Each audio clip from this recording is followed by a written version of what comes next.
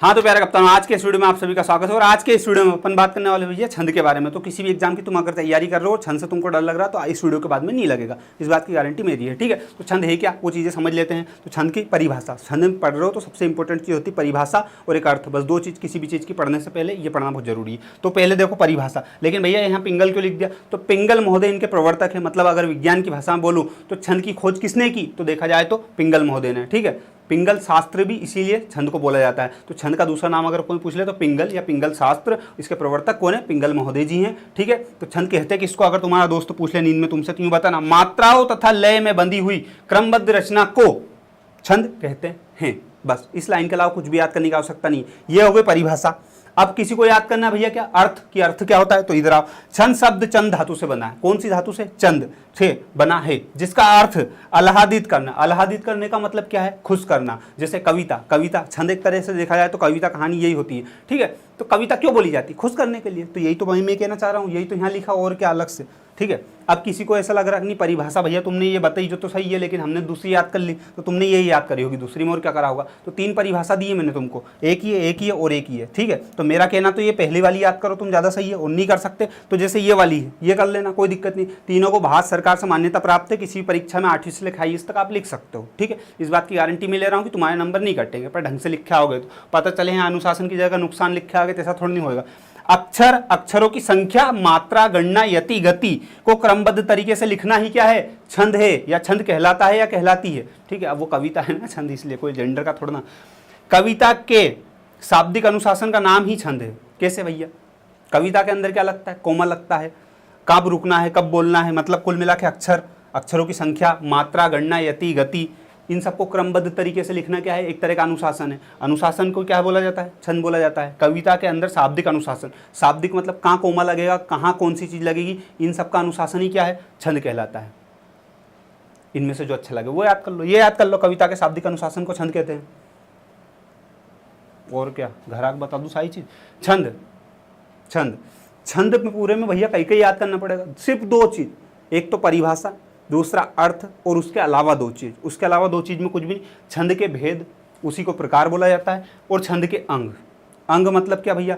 कोई भी मानव है, मानव के अंदर, सबके अंदर अंग होते हैं, जैसे अपना हाथ है, पैर है। तो छंद भी ऐसा ही है। छंद एक इंसान है मान लो, तो थोड़ी देर के लिए मान लो कि छंद एक इंसान है। ठीक है, उसके हाथ हैं, तो ये हो गए उसके हाथ हैं, पैर हैं, आँख है, मुंह है, नाक है, कान है, तो ये उसके अंग के नाम लिखे हैं। लेकिन मैं बोलूँ कि पूरा मानव समाज, मानव समाज मतलब स्त्री पुरुष सब, तो ये हो गई एक स्त्री, ये हो गया एक पुरुष, ये हो गया एक ट्रांसजेंडर, ये हो गया कुछ अलग ही एक और कैटेगरी हो अगर, तो वो वाली चीज़ें। ठीक है, आई बात समझ में? तो ये ऐसे हैं। तो ये भेद हो गए या प्रकार हो गए। तो कभी भी छंद के भेद और प्रकार पूछे तो वो चार है, जिसकी बात अपन अगले वीडियो में करेंगे, क्योंकि वीडियो लंबा हो जाएगा, तुम गाली दोगे, मेरे को मज़ा नहीं आएगा और मैं डिप्रेशन में चल दूँगा, मेरे को वो चीज़ पसंद नहीं। इसलिए आज के इस वीडियो में सिर्फ छंद के 7 अंग के बारे में बात करेंगे। तो एक इंपॉर्टेंट बात सुन लो, छंद के 7 अंग है, लेकिन बहुत सी जगह तुमको 9 देखने को मिलेंगे और बहुत सारे यूट्यूब वाले ने तो 6 ही बता दिए। लेकिन ऑथेंटिक जो मैंने बहुत बचा, क्योंकि मेरे को गाली सुनने कोई शौक नहीं, तो मेरे को 7 मिले ऑथेंटिक। अधिकतर जगह मेरे को 7 मिले, इसलिए मैंने उसको मान्यता प्राप्त दी, सिल ठप्पे लगाया और यहाँ 7 लिख दिए। ठीक है, मान्यता मैं ही दूंगा ना, कौन देगा। इन अंक के बस मीनिंग और एक्चुअल में होता क्या ये याद करना है, क्योंकि बस यही पूछते एग्जाम में। ठीक है, तो ये चीज़ याद कर लो। उसके बाद में यहाँ पे जाएंगे दूसरे पार्ट में, और फिर तीसरे पार्ट में इसके एग्जाम्पल के थ्रू इनकी सारी चीज़ें समझेंगे, और चौथे में बहुत ऑब्जेक्टिव करेंगे। तो कुछ नहीं, धीरे धीरे कर लो, अभी ये तो करो कम से कम। तो पहला भैया चरण, इनके मतलब चरण, पद या पाद किसको कहते हैं? ठीक है, तो इधर आओ, मैं तुमको ये एक एग्जाम्पल लिखा, बस एक ही एग्जाम्पल सारे ये जो 7 के साथ है ना, ये 7 के साथ क्लियर कर दूंगा। ठीक है, तो चरण, पद और पाद किसको कहते हैं? जैसे इधर आओ, आई मुसीबत देख के गंजे तू क्यों रोई, थोड़ा हंसना मत, रिलेट करना। आई मुसीबत देख के गंजे तू क्यों रोई, आई मुसीबत कोई भी तेरा बाल न बाका होई। ठीक है, पहली चीज आई मुसीबत देख के, तो के बाद कोमा लगा है, गंजे तू क्यों रोई के बाद कोमा लगा है। ठीक है, तो यहाँ अपन रुके, यहाँ रुके, और ये आप देखो कोई भी के बाद में कोमा लगा है, तो ये 1 2 3 4 कितने उसमें टूट गया? 4 में। ठीक है, टूट गया ना 4 में। तो ये जो पद है, चरण है या पाद है, ये टोटल किसी छंद में 4 होते हैं। ठीक है, टोटल 4 होते हैं, बस इतना याद रखना। अब 4 जो होते हैं ना, उसमें से ये दूसरे नंबर का और चौथे नंबर का, तो सम संख्या कौन सी? 2 4 6 8 10 12 15 16 करना, कितनी बाबूराव आपटे सरी। तो ये तो 2 और 4 जो है ये सम चरण या समपद है, और ये विषम है। आगे बात समझ में? जो विषम संख्या वो विषम पद, और जो सम संख्या वो समपद होता है। ठीक है, एग्जाम में पूछते हैं कि सम, ये वाला कहाँ गया है, ये वाला समचरण किसे कहते हैं? तो जो दूसरे चौथे नंबर पे आता है वो सम, और जो पहले और तीसरे पे है वो विषम। तो चरण, पद और पाद एक ही होता है। यहाँ तक क्लियर? सांस लो, पानी पियो और आगे देखो। वर्ण एवं मात्रा क्या होता है? तो अपन छंद के अंदर की बात कर रहे हैं, तो छंद के अंदर जैसे ये देख लिखा है, देख लिखा है, तो देख में ये द क्या है? एक वर्ण ही तो है। बस यहाँ पे ये रहता है कि वर्ण स्वर है कि व्यंजन है। तो वर्ण दो तरह के होते हैं, एक स्वर एक व्यंजन। तो देखो ये आ लिखा, ये आ स्वर है, ठीक है। जिसके बाद में ई स्वर है, लेकिन माँ ये जो है अपना व्यंजन है। जिसके बाद में ये भैया जो सा पे मात्रा लगी, ये क्या है? तो वर्ण की बात हो गई। तो वर्ण दो तरह के होते हैं पूरे छंद में, ठीक है, स्वर और व्यंजन। जिसके बाद अपन कहा बात करें भैया मात्रा की, तो मात्रा भी इसमें दो तरह की होती है, छोटी मात्रा, एक बड़ी मात्रा। मात्रा के बारे में थोड़ा सा डिटेल में आगे बताऊंगा मैं। लघु मात्रा, दीर्घ मात्रा आती है, कौन कौन सी, ठीक है। जैसे इसमें जितनी भी छोटी की मात्रा वो भी आती है, बड़ी की मात्रा भी आती है। तो बस इस पूरे छंद के अंदर जितनी भी मात्रा आती है वो वाली सिस्टम है। तो वर्ण और मात्रा, तो मात्रा भी दो तरह की, वर्ण भी दो तरह के, ठीक है।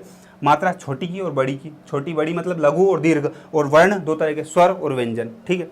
जिसके बाद में आती है संख्या और क्रम। तो आपको एग्जाम में अभी जैसे पढ़ोगे और थोड़ा आगे, जिसके बाद क्या होता कि ऐसा एक वो पूरा दे देते और इसमें कहते थे कि इसमें टोटल मात्राएं कितनी हैं, तो वो गिन के बताना पड़ता है। तो वो जो गिन के बताना पड़ता है वही क्या है? संख्या और क्रम। बस ये वाला सिस्टम है इसमें। जिसके बाद में आता गण। गण में भैया क्या होता है? जैसे इसमें शब्द दे रखे होंगे, कोई सा ऐसा शब्द जिसमें तीन ही हो, जैसे पवन लिखा होता कहीं पे, तो उसमें तीन ही है। तो जब भी कोई तीन वर्ण का कोई वो जो रहता है शब्द, वो क्या होता है? गण। उसे गण कहते हैं। छंद के अंदर बहुत बार एग्जाम में पूछते हैं कि किसी छंद में गण किसे कहते हैं, तो आपको वहाँ पे स्पष्ट तरीके से बताना कोई सा ऐसा शब्द जिसमें सिर्फ तीन वर्ण होते, जैसे पवन, नयन। आगे बात समझ में? 3 बार तो कह दिया, आगे बात समझ में अब भी नहीं क्या? जिसके बाद में यति और विराम।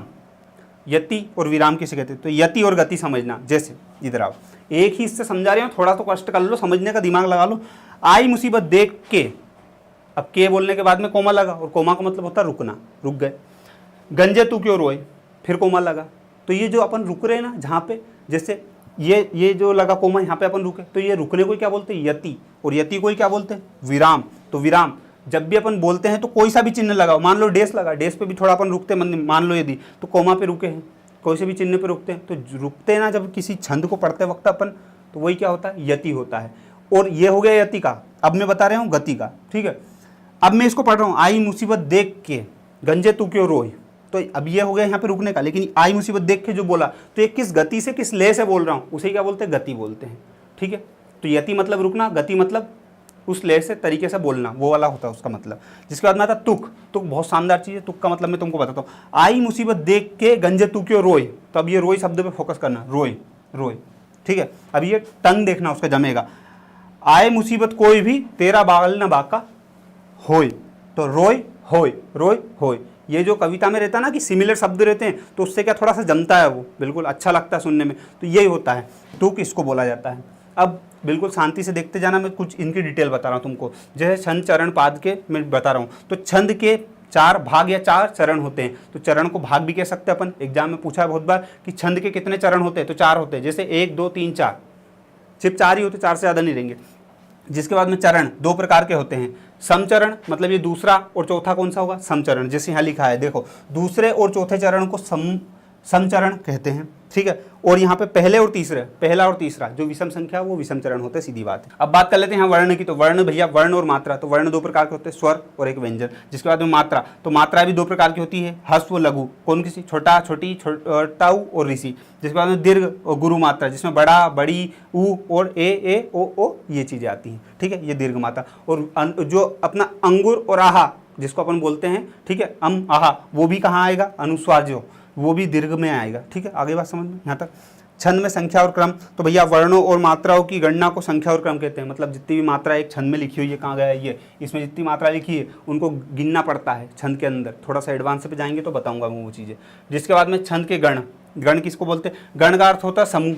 समूह किनका समूह? यहाँ समूह 3 वर्णों का होता है, सिर्फ 3 वर्णों का, ना अधिक और ना कम, 3 का ही रहेगा। जिसके बाद में छंद में गति, छंद के पढ़ने के प्रवाह या लय को गति कहते हैं। बताया था ना, जिस प्रवाह से पढ़ते हैं उसे गति कहते हैं। अब तुम लोग को कमेंट में ये बताओ कि मान लो गति है लेकिन मैं उसको कोमा है तो कोमा पे रुकता हूँ, तो उस रुकने को क्या बोलते हैं, वो तुम बताओ। सब में ये बता दूँ। छंद में यति, यति मतलब विराम होता है, ठीक है। तो यति का मतलब अब देख लो, अब क्या बताओगे। छंद में नियमित वर्ण या मात्रा पर सांस लेने के लिए रुकना पड़ता है, इसी रुकने के स्थान को यति या विराम कहते हैं। जैसे आई मुसीबत देख के, अब के बोलने के बाद रुकना पड़ता है, देख के गंजे तू क्यों रोई, रुकना पड़ा कि नहीं पड़ा? तो यही तो चीज़ है, और क्या।